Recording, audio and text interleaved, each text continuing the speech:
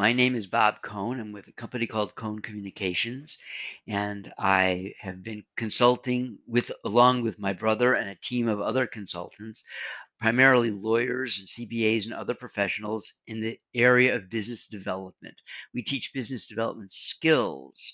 So if someone is looking to improve their ability to meet more people, meet more quality targets, that is, and build quality relationships with referral sources, meet more clients, I teach them how to do that. And much of my effort is designed to help individuals who are uncomfortable with business development. I help professionals who historically have felt that business development is inappropriate, or they have felt that they are just not good at it. And whatever obstacles are stopping people, we help them find ways of overcoming it. We've coached thousands of clients and we've conducted many thousands of individual coaching sessions.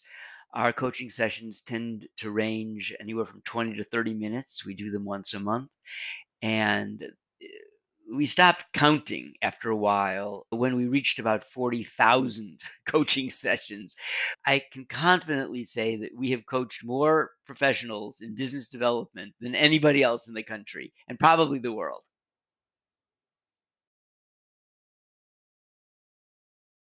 So there are many obstacles. There are many reasons why professionals, such as lawyers, don't do business development.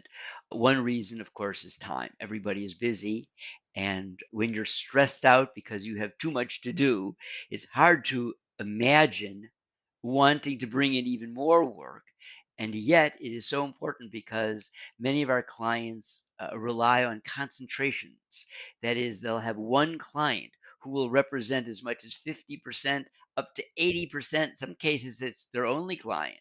If that one client should go away, and let me tell you, clients go away, and sometimes they go away without warning for a variety of reasons. It might be that the company they work with is bought out by another company that has existing relationships with other providers, or they lose the need for a particular service. There's so many reasons that a particular client will stop working with you. And if that client represents a large concentration, then you're going to have a problem because it takes a long time to build relationships and develop new clients. From the time that you meet somebody to the time you actually get a new client, it could take many years, and that's a long time to wait.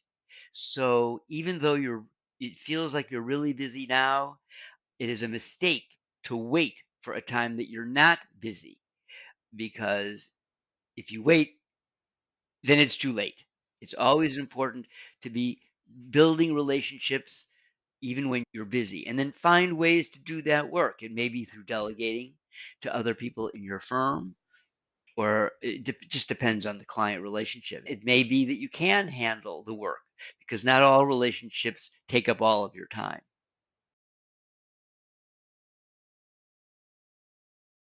Many people come to us precisely because they lost a large client. One of the things they learn is never to let that happen again. But time, even though you're really busy, time is usually not the main reason why people don't do business development. The main reason is because people don't like to do it.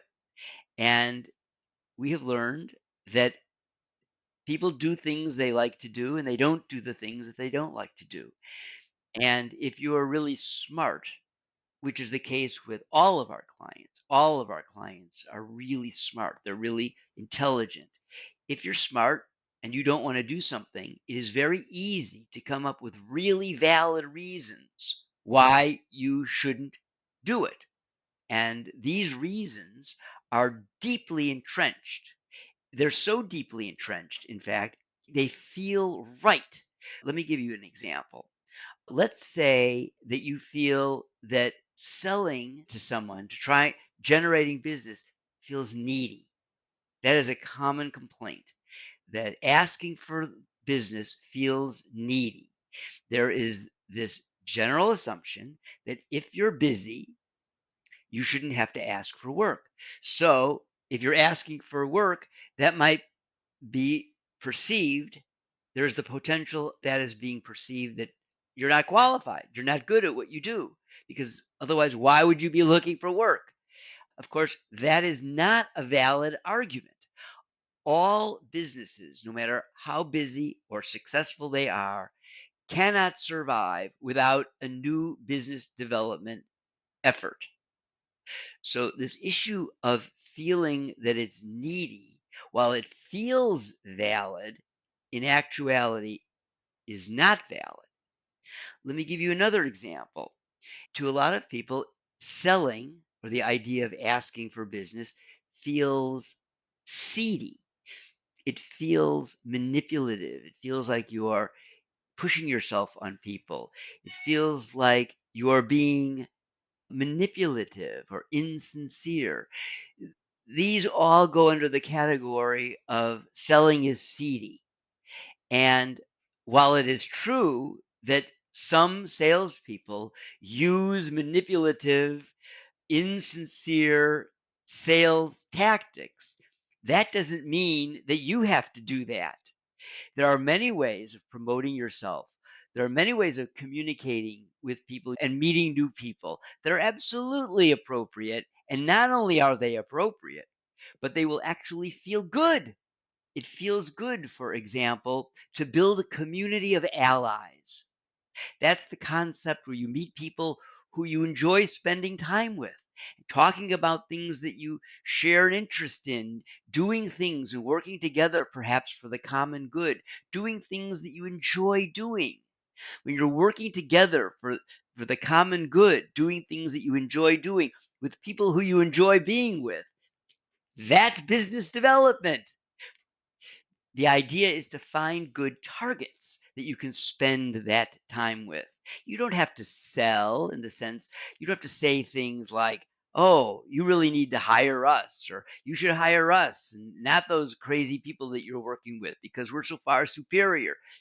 That's the stereotype of business development, not the reality. The reality is that you are building relationships with quality people, doing things that you enjoy doing.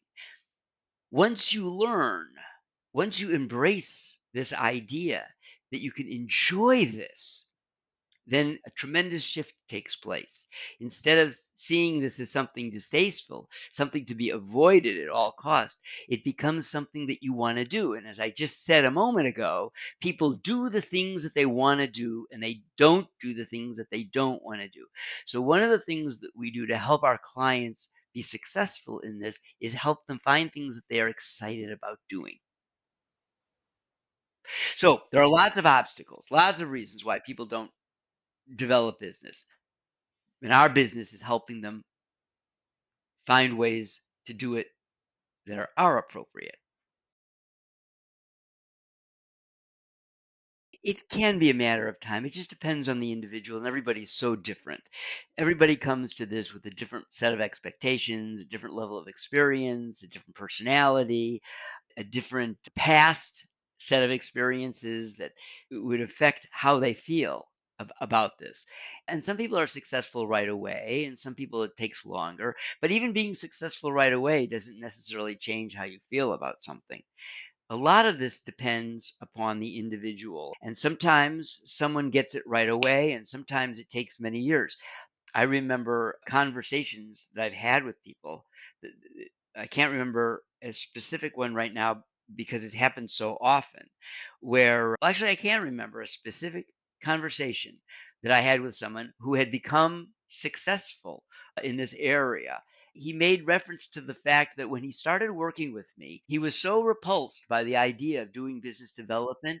He said, "I would rather go to the dentist than pick up the phone and call somebody and ask them for business." But after a long time of working together, and I don't remember if it was months or maybe even years, and he started having some success, he said to me, "I've come to the realization that really, I have to do this. I have to do this.